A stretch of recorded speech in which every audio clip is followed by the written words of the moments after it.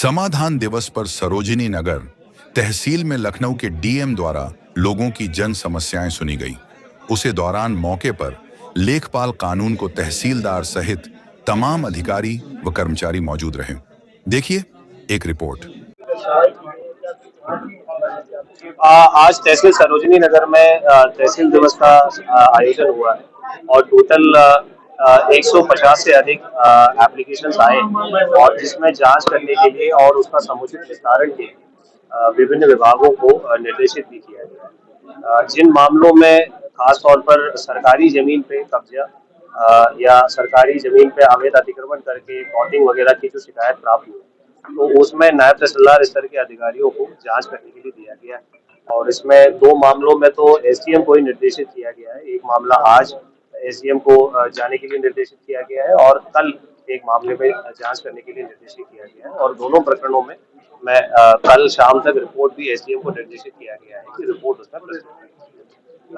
बाकी लगभग 40 ऐसे मामले हैं जिसमें जो शिकायतकर्ताओं के द्वारा ये बताया गया है कि या तो उन्होंने पहले एप्लीकेशन दिया है या उनके जो प्रकरण ऐसा है कि जिसमें सरकारी जमीन पे अतिक्रमण के संबंध में तो अगले 3 से 4 दिन के अंदर उसको जांच करने के लिए उसका निस्तारण सुनिश्चित करने के लिए टीम का गठन भी कर लिया गया है और जो जांच का तिथि कौन सी रहेगा उसके संबंध में शिकायतकर्ता को सूचित भी कर दिया। तो समुद्र तहसील में लगातार जो सरकारी भूमि है खाली कराने का आदेश दिया गया 2 साल से लगभग कार्रवाई चल रही है। अब तक कोई ऐसा गाँव है जो कब्जा मुक्त हो पाया हो?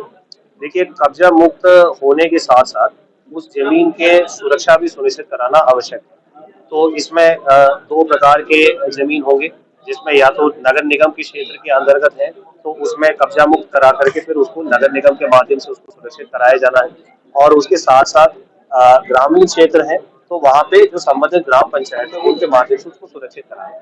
तो आज तहसील दिवस में मुख्य रूप में यही निर्देश भी दिया गया है। जिस प्रकार की भी जमीन है जिसको कब्जा मुक्त कराया जा रहा है उस जमीन को तार फेंसिंग करा करके उसमें बोर्ड इत्यादि लगा दिया जाए ताकि उसमें भविष्य में किसी भी प्रकार का उसमें अतिक्रमण या कब्जा होने की संभावना ना रहे। सर फार्म चल रहा है, फार्म सेवन को लेकर काफी समस्या आ रही है क्योंकि अभी चिल्लावा का एक बूथ है जिसमें गाँव चिल्लावा तो पर एक व्यक्ति ने जो है 127 लोगों के नाम काटने के लिए फार्म सेवन जमा किया था। उसको लेकर क्या कितना देखिए, इसमें कल जो मुख्य निर्वाचन अधिकारी महोदय के द्वारा भी इसके संबंध में बहुत क्लियरली मीडिया को ब्रीफ कर दिया गया। फॉर्म 7 सबमिट करने को लेकर के बहुत क्लियर कट गाइडलाइंस है। कोई भी व्यक्ति उस पर्टिकुलर विधानसभा के वोटर हैं उनके माध्यम से सबमिट कर लिया जा सकता है, नंबर 1।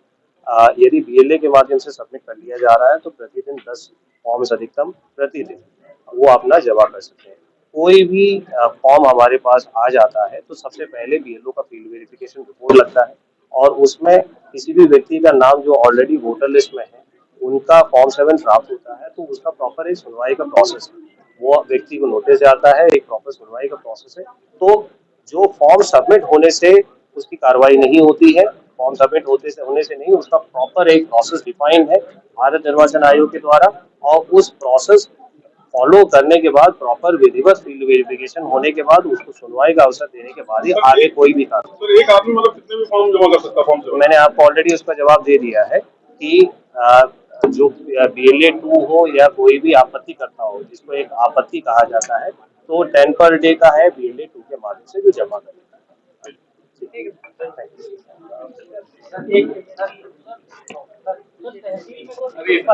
अभी हो गया।